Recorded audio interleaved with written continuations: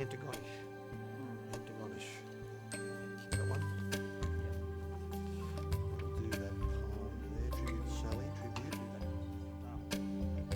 How many poems? Poems one. You want two read there? What about which one would you like? See how we're going this time. Oh, no, be right. Yeah, that one. Beautiful. Two. We'll do those two for you, eh? Yeah, definitely. And then if you've got time, one of the parts of the modern Major General. I think we have time. I think we can make time. Absolutely, mate. That's so essential. Good on you, mate. Poems. I've got those all covered there at the back, so nothing is missed. There we go. And I know that No, I've got that there.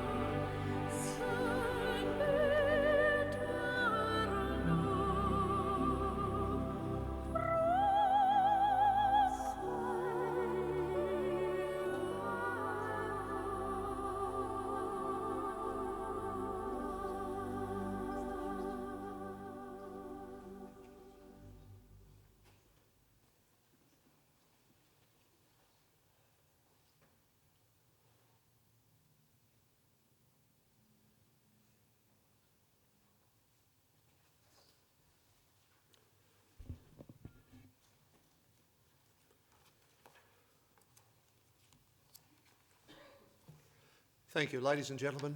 Good morning and welcome.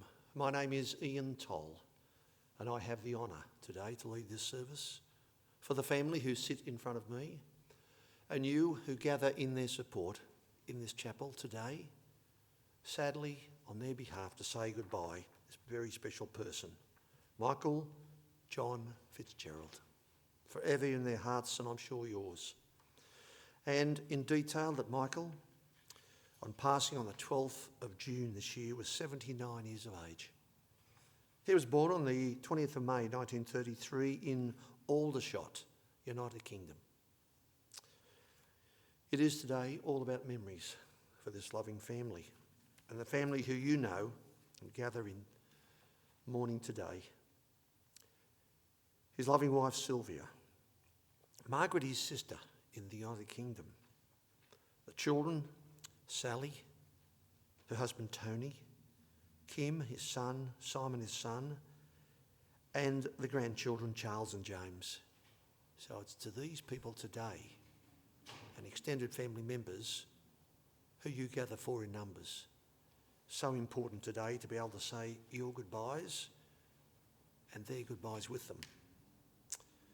It's sad but very true when I say to you that death unites us, and we are united here. We are united. Looking back and thinking. To Sylvia today, who I'm sure you all support, her love and care for this man, so important. Her memories are today with her, without doubt. And Sylvia, everybody here in this chapel, your children, your family, offer you their condolences and support.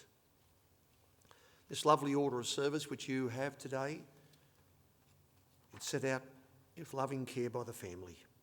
We commence our service today with the lighting of a candle in tribute, and we ask Sally to come forward to do that, to light the candle and offer a tribute from the family as the candle will burn throughout the service.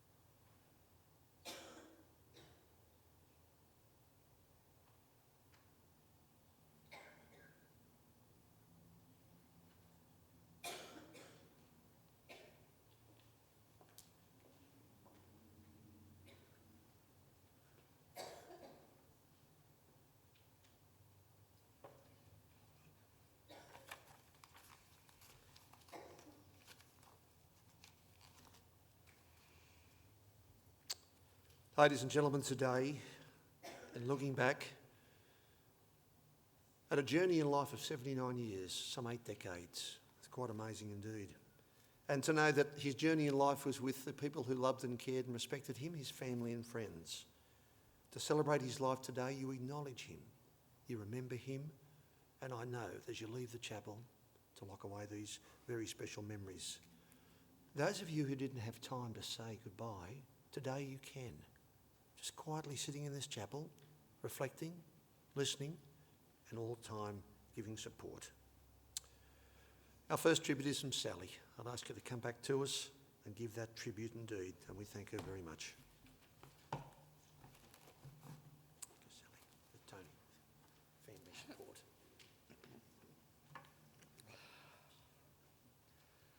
Not many children get to choose their own father. We, Kim and I, did with the help of our mum Sylvia. They met in the late 70s in a pub where mum worked. They were married and then came dear Simon. Thank you, Michael, for giving us a wonderful life. Thank you, taking Kim to the Farnborough Air Show and me to my very first football match. For the many words of encouragement and most of all, your love. Thank you also for making my mum a happy lady and having a wonderfully great marriage together. You will be in our hearts and our thoughts forever. They say memories are golden. Well, maybe that is true. We never wanted memories, we only wanted you. 1,000,000 times we will need you, 1,000,000 times we will cry.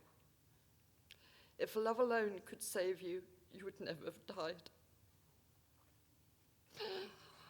In life, we dearly love you. In death, we love you still. In our hearts, you hold a place no one could ever fill.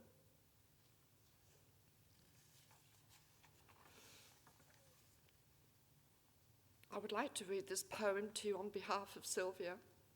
Both Michael and Sylvia were touched by this. Some of you might know it, taken from the movie 3 Weddings and a Funeral, and was written by W.H. Auden. Stop all the clocks, cut off the telephone, prevent the dog from barking with a juicy bone, silence the pianos with a muffled drum, bring out the coffins, let the mourners come. Let the aeroplanes circle, moaning overhead, scribbling in the sky. He's dead. Put crepe bows around the white necks of public doves. Let the traffic policemen wear black gloves. He was my north, my south, my east and west, my working week, and my Sunday rest, my noon, my midnight, my talk, my song. I thought that love would last forever. I was wrong. The stars are not wanted now. Put out every one. Pack up the moon and dismantle the sun. Pour away the ocean and sweep up the wood. For nothing now can ever come to any good.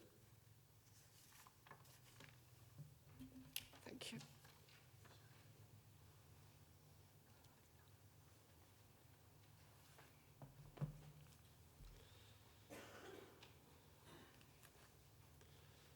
Thank you, Sally. These are difficult times indeed, and to be able to come forward like that, and you are again coming to us later, we thank you so much on behalf of Mum and the entire family. The next tribute is on behalf of Michael's sister, Margaret, who was in the United Kingdom. I understand they were very close, and this is a lovely touch. This is the verse that she said. God knew you were suffering. He knew you were in pain. He knew you would never get well upon this earth again. He saw the road was getting rough and the hills were hard to climb. So he closed your weary eyes and whispered, peace be thine. It broke my heart to lose you, but you didn't go alone, for part of me went with you the day God called you home.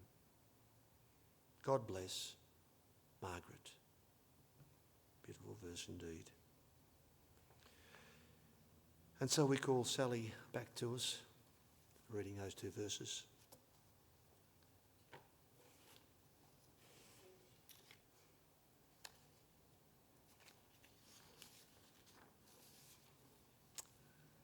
Okay. That's right. That's good. We can move on. The eulogy, the major focus, today is in the hands of Simon, but he's asked me, I have the great honour, to read this on his behalf.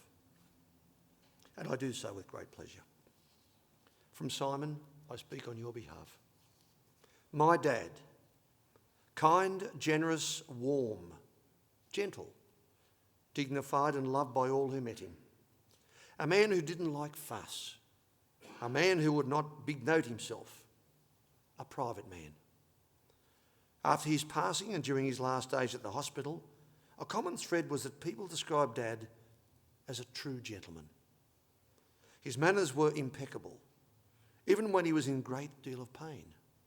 He would rarely complain, except the odd complaint about nagging. My friends, when contacted about my dad's death, were unanimous in their feelings of him, making them welcome when they came over for a visit or stayed overnight. Some have even said that he was like a second dad to them. It has been mentioned before in today's proceedings that when my dad pursued and finally won my mum's heart, that he took with that becoming dad to my brother and sister Sally and Kim. That his fatherhood meant so much to them is a further testament to the man he was. As Sally mentioned, her first football match was when Dad took her to one. Kim to the air show at Farnborough, but also giving him the first motorbike, Ichabod. In the early days, my mum didn't want a bar of him. She was working at the pub, the Tradesman's Arms in Cove, where he was a regular. Unbeknownst to Mum, Dad was engaged as a kind of watcher or guardian by the landlord and managed to annoy her somewhat with his constant presence. But he knew that she was the one, and she eventually found his true nature. And because of his persistence, Simon said, "I'm here." I came along late in their lives, but it was a welcome addition to the Fitzgerald clan. I doted on my dad, my mum, as well as Dad's parents, Thomas and Ida. Dad was a very intelligent man. He loved using the English language and was quite taken with the TV shows Letters and Numbers, as well as QI.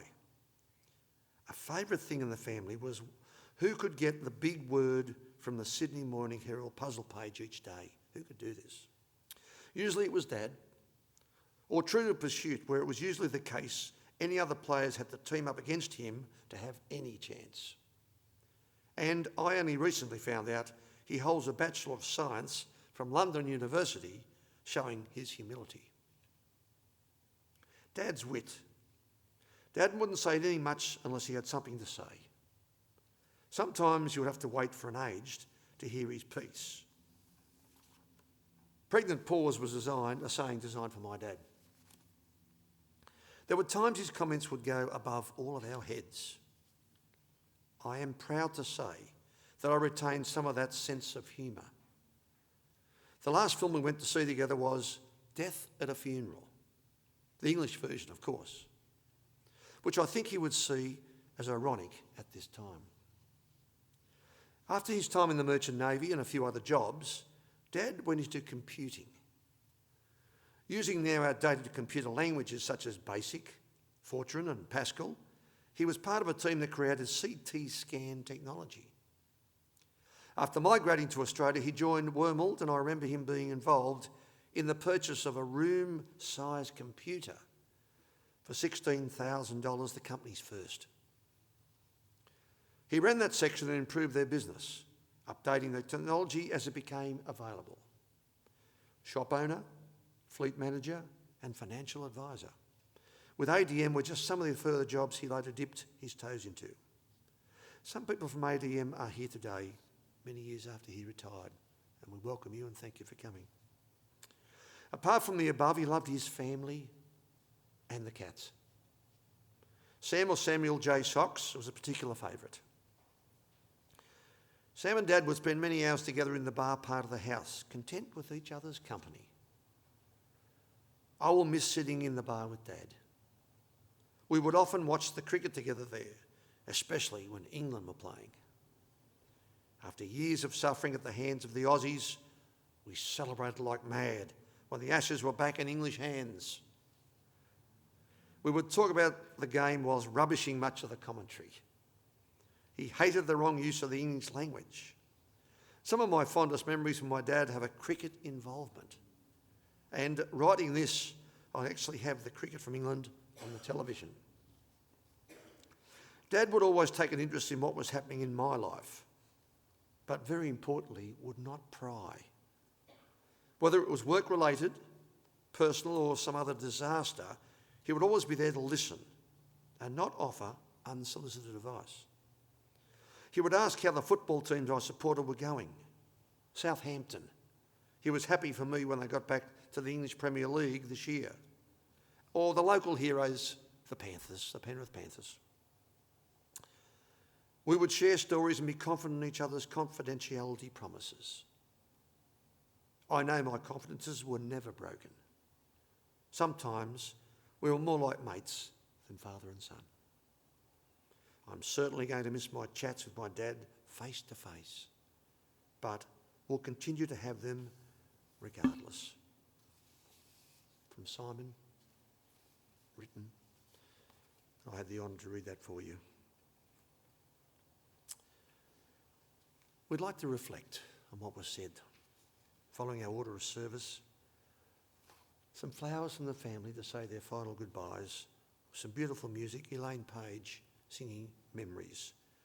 This is a quiet moment for the family as they all think back on this special man who I read to you, who Sally has come forward to talk about, and who you all know personally.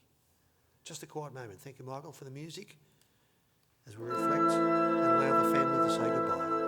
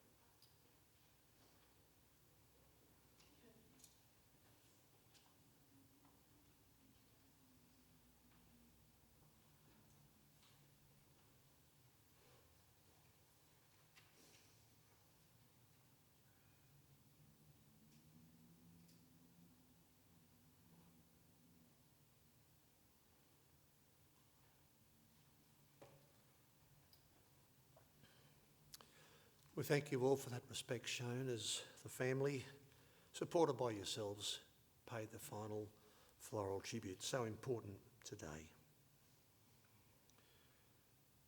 There are some very special poems the family would like read that Michael absolutely loved. And today I have the great honour to read some of these. Firstly, by Hughes Meares, Antigonish, or The Little Man Who Wasn't There. Yesterday upon the stair, I met a man who wasn't there. He wasn't there again today. I wish he'd go away. When I came home last night at 3, the man was waiting there for me. But when I looked around the hall, I couldn't see him there at all. Go away, don't you come back anymore.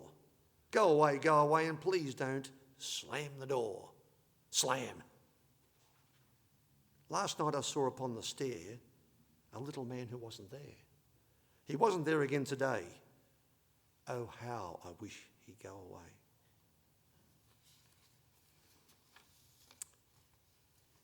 There are 2 other very special ones, which I'm sure Sylvia and family would like read.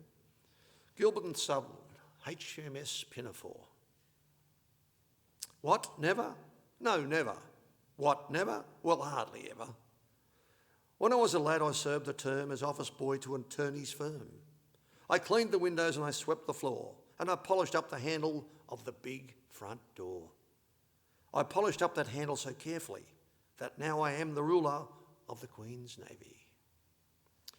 He is an Englishman, for he himself has said it, and it's greatly to his credit that he is an Englishman. And from the Pirates of Penzance, which we all love. I am the very model of the modern Major General, of information vegetable, animal and mineral. I know the kings of England and I quote the fights historical, from Marathon to Waterloo in order categorical. I'm very well acquainted too with matters mathematical. I understand equations, both the simple and the quadratical. About binomial theorem, I'm teeming with lots of news, with many cheerful facts about the square of the hypotenuse. I'm very good at integral and differential calculus.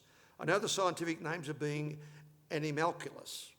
In short, it matters vegetable, animal and mineral. I am the very model of a modern Major General. Thank heavens I made it. We appreciate that you all, that laughter and humour that Michael loved indeed. And they were read on his behalf and on behalf of this loving family today.